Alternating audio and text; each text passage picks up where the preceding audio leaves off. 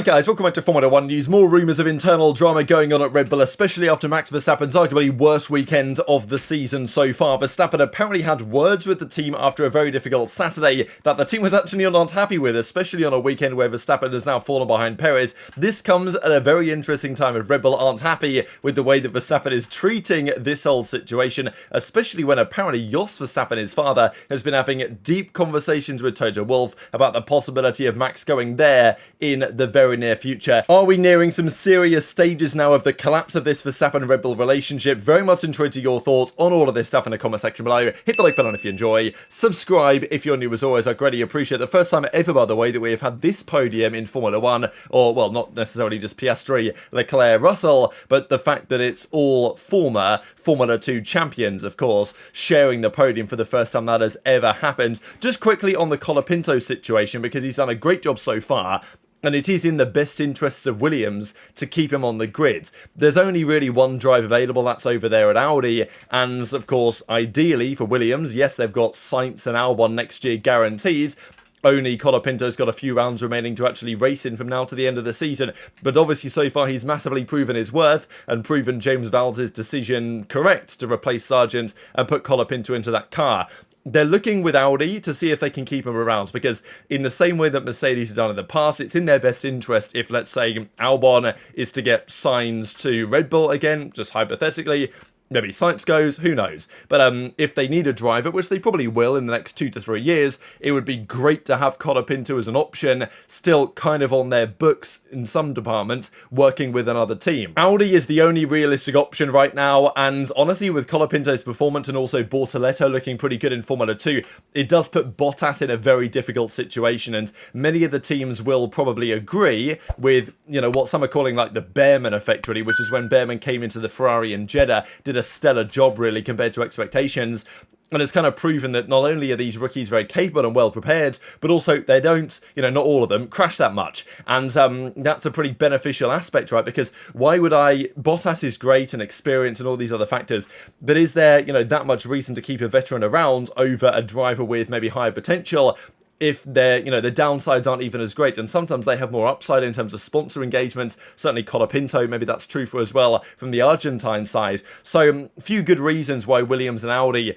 might well keep him on the radar, absolutely. This, though, a very interesting story of the weekend. So Sergio Perez, of course, crashed with Carlos Sainz at the end of the Baku Grand Prix, and his father, Antonio Perez, who, you know, is kind of a controversial character off the track, but is well loved in the paddock. He was, maybe understandably, because the way the TV footage portrayed it, right, he went into the side of Sainz.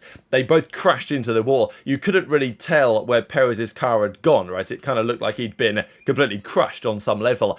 Pretty scary incident. And obviously Antonio was watching this, and as a result of it suffered what they're calling a pre-infarction. So not a heart attack, quite, but something that can happen like before a heart attack. And he was then found unconscious, and he's been in hospital. So apparently he's stable and he's okay, and he's like recovering, and he's been on Instagram, so it's okay. But definitely a scary story, that one. So yeah, wishing him the best, because you can totally understand why, if you're hyper engaged in the sport and your son gets into an incident like that. Also, a really tough weekend in general, because Perez was doing so well, and then, you know, it all comes undone on those final couple of laps. But the Singapore Grand Prix is coming up this weekend, another good track for Perez historically, and also just the corner speeds, the corner types, the corner profiles are such that Perez will like more than other tracks. He didn't have a good race here last year. He was causing all sorts of chaos, but look, we'll see how it goes. There is potentially more room for overtaking this year as well. There have been 3 overtaking zones. Well, okay, DRS zones, you can overtake anywhere on the track over the last few years. They're now adding a 4th, because last year they changed the section underneath the bridge, right? Pretty iconic section of Singapore.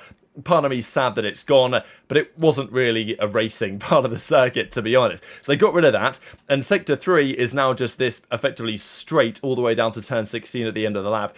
This section here, from turn 14 to turn 16, will now also have DRS. So there's going to be 4 DRS zones. One down the main straight, or not really the main straight, the start-finish straight. One down the straight into 7, which is really still the main overtaking zone. There is a DRS straight into turn 14, but no one ever really is able to use that DRS zone to overtake in, just because by the time you get to top speed and the DRS is really particularly effective, you're already at the end of the straight. So there's going to be another one down to turn 16, which honestly will provide more overtaking opportunities into that corner. So I think it could be a good thing, to be honest, for the circuit, but we'll see how it goes for DRS zones there. Couple of updates on the tricky, secret, whatever you want to call it, rear wing that McLaren have been using over the last couple of rounds. It's honestly been spotted that in Spa and in Monza, they had something similar to this, but maybe not quite as extreme as what we saw in Baku. But it does seem like on the tracks on the circuits, which are high speed with lower downforce rear wings, they are using this flexible rear wing design where the panel is able to drop. I think the key point to note as well is that not just does this little panel lift up, but also the entire main plane of the wing tilts backwards. So you don't just gain speed because there's more of a gap here. You also just lower the wing. So look, other teams do this to some degree, but not to this extent that McLaren have been able to. And like, is it against the spirit of the regulations? Probably yes. Are the FIA going to do anything about it yet? Probably no. The difficult decision for other teams is that I would say it's quite likely that the FIA tries to outlaw this stuff for next season. So, it's no longer a thing. Because, I think that is probably in the best interest of the sport that they try and take action against this. The other teams that have to decide, well, do we develop similarly? Because they can. I mean, if they can develop a similar rear wing to McLaren, or front wing, which is also very flexible, then they are perfectly able to do so within the rules. The problem is, if they do that, they turn up next season with it, and then during the off-season, the FIA outlaws it. That's wasted resources, whereas McLaren can just, keep this idea onto next year if they want to. And according to a report today from Motorsport Italy, the FIA don't care, basically. The FIA is like, it is what it is, fine, do what you want. There is a feeling that they probably will introduce additional testing for these rear wings to ensure that they are complying with the regulations as they are meant to, because if you guys didn't see yesterday's video, this rear wing is deflecting more, I would say, for sure, than it should be based on the rules, but because of the way that it's tested, when they actually do test for the deflection, it's fine in that circumstance, not maybe in another one, but, that's the way the rules are employed. So the FIA, you do what you want type thing, but maybe next year we're going to take more of a stance, which does make things a little bit trickier for other teams, but there is basically a 0% chance that McLaren gets protested against, because even if another team does protest against that rear wing, the FIA are going to say, well, it fit our rules for this season, it is what it is, you guys are free to copy if you like, and then next year they might say, okay, unlucky, we've decided we're going to get rid of it, or try to get rid of it. There's always going to be a loophole. That's how Formula 1 works. Some upgrades arriving soon as well. This is pretty interesting. So Ferrari have, as many teams have, upgrades planned for Austin, but they did this before Ferrari, bringing parts of an upgrade package back earlier. They have a new front wing prepared, and they will bring that to Singapore instead. So this apparently is said to take advantage of these new flexibility rules. That's pretty interesting. Of course, Singapore is not quite Monaco, where you barely have any high-speed performance, but it is nonetheless still a very high downforce, low-speed track in general. There are a couple of course, big straights where this flexible front wing may give some advantage, but yeah, it seems like Ferrari, after the ruling has happened over the last few rounds, they are now prepared to act on that, to execute on that, and they have an upgrade planned for Singapore, a track that they won at last year. So definitely cannot rule them out this year of going to win it again. But updated front wing on the way. As we said a couple of days ago, Leclerc isn't completely out of this title fight yet, technically. He's not that far behind Lando. And with another good result this weekend, really he needed to win. I think this weekend's Baku Grand Prix if he really wanted to actually go on to win the championship. But if he wins in Singapore, Leclerc, and Max DNFs or just has another shocker, which he's had around Singapore for quite a long time at this point, it's absolutely feasible that Leclerc could, at least himself, somewhat believe that it might well be possible. And I think there's also an argument to say, at the end of this season, who is going to deserve the championship? Well, I don't really like that argument often, because if you win it, you deserve it on some level, obviously. But given what's happened with Max and with Red Bull, it would feel a bit strange, if Max holds on to this win by a small amount, mainly because his chief rival was not really able to execute on the consistent basis he needed. It's not like Max wouldn't deserve it, but, it would feel a bit weird. And Lando, if Lando completes this comeback, the biggest comeback it would be ever in terms of, a delta, in terms of points, and executes that, then, he does obviously deserve it. But, of course, at the same time, you could argue that Lando has not been performing at a championship level, right? Whereas if Charles Leclerc was to somehow win this championship, I think that everyone would absolutely argue that he definitely deserves it. But it's just too unfeasible. This is very interesting, though, from Red Bull, and this is potentially one of the reasons why there's more drama. There's always drama. There's always drama at Red Bull. Doesn't matter like whether they're winning or losing. There's always some problems behind the scenes, it seems, with this team. And we are now have really seen that over the last few months. Red Bull actually say that their problems started with an upgrade they made to the underbody back in Barcelona 2023. So their car was great at the end of 2022, phenomenal at the start of 2023. They brought an upgrade in Barcelona, and that was kind of when the start of the European rounds, when Perez started to have problems with the car.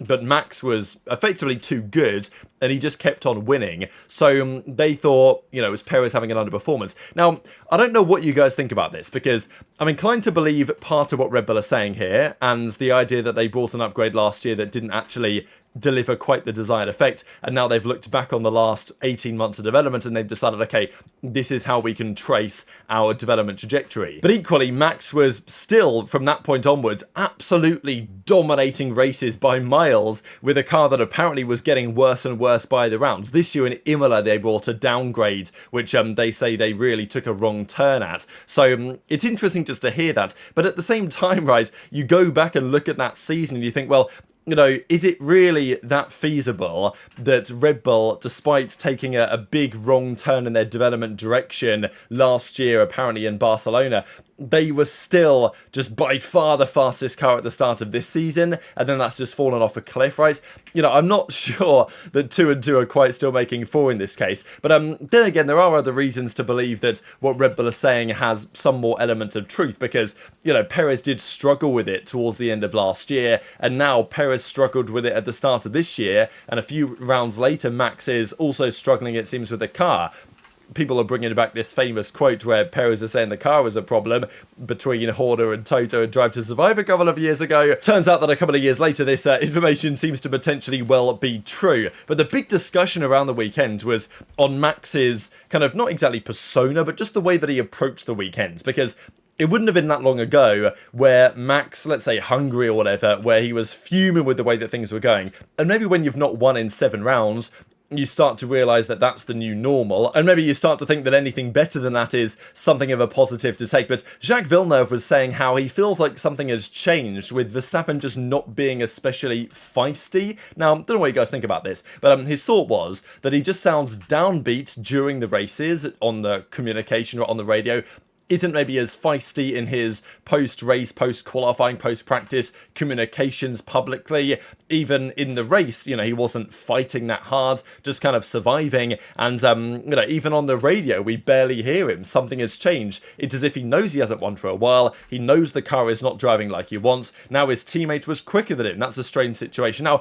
that's just a one-off weekend thing, I think, that Perez is going to be faster than Max. We know that he's good at Baku. The car, just the setup seemed to be better on Perez's car than it was on Max's car this weekend. I still feel like on 99% of weekends, Max is, maximising what the car that he's got underneath him is capable of. But nonetheless, it does feel a little bit interesting the way that Max has gone about things, because a few rounds ago, he definitely seems publicly like a bit of a different persona. Like he was still angry and energized and frustrated with the team very publicly. That did seem to change on some level. And apparently, Max was obviously after Saturday not happy with the car.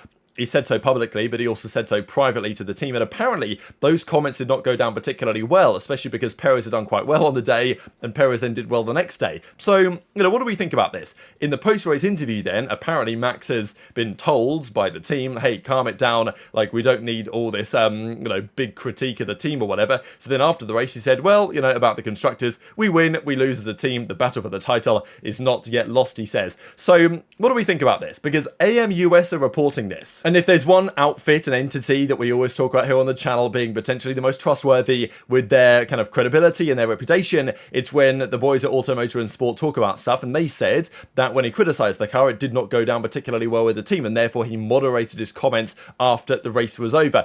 We did see then from Thomas Maher, and I'm not gonna lie, every time this guy responds to a rumour around something that makes Red Bull look bad, immediately he's on the timeline saying that it's not true. And it almost makes me feel like it's more likely that it's true. Because we've talked about this guy being like a bit of a Red Bull mouthpiece before. I don't know if like that's really true or not. It just feels that way to me when, you know, a lot of the articles that he writes and the things that he talks about. So anyway, he tweets out, suggestions Max Verstappen held his tongue on Sunday evening due to his Saturday complaint are not accurate. His attitude and acknowledgement of his own setup error are being viewed as very helpful within the team, he says. So, you know, this seems to me to be what someone at Red Bull has told him, because that's almost always what happens when something happens at Red Bull and then you know, Thomas Maher tweets out that these reports aren't accurate. So maybe they're not accurate, maybe that's fair enough, but equally it makes me think that there might be some truth to this anyway, and that Max is just increasingly frustrated. And maybe, you know, you get like the stages of grief, don't you? You eventually get to a stage of acceptance where Max might have realised, okay, this car ain't great, the team ain't great, there are problems. It's maybe not even going to fix itself. I just have to accept the reality of where we are, hold on for this championship, and then see what happens next year and potentially the year after. Because according to F1 Insider, yes, we've gone from AMUS, pretty credible sources. We've gone to F1 Insider, far less credible sources, but they say that Jos Verstappen, Max's father, has been in deep conversations with none other than Toto Wolff Mercedes about an informal agreement with Mercedes for apparently 2026. And to be fair, even Helmut Marko basically, he literally said this, that Jos Verstappen is more friendly with Toto Wolff than he is with Christian Horner, which is no surprise to anybody, but it still says something, does it not, about potentially where Max might end up. So we know that Max has, let's be real, two realistic options for 2026. Mercedes are one, probably the most credible, but Aston Martin are another. I think the only real reason why you would choose Mercedes over Aston, there's a couple of reasons, one of which is like actual pedigree and championship success. Another one is because you're confident their engine is going to be better than the Honda engine. Because apart from that, you know, Newey is over there at Aston Martin now. They've got possibly one of the strongest technical teams on paper that has been assembled in Formula 1 for several years. So there's lots of reasons to like the Aston Martin project, but equally, if Mercedes are going to have the best engine, then you probably want to go there. But definitely the rumours are indicating that not only is Max not happy with Red Bull, but potentially Red Bull are not happy with Max. And that is, you know, an interesting development, if that is true, that the friction there between Max and the team is not exactly the team being like, oh, yeah, we get it, Max, right? Like, we'll try and fix X, Y, Z.